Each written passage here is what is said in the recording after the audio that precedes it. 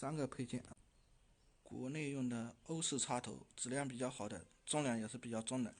这个是调节风量的，冷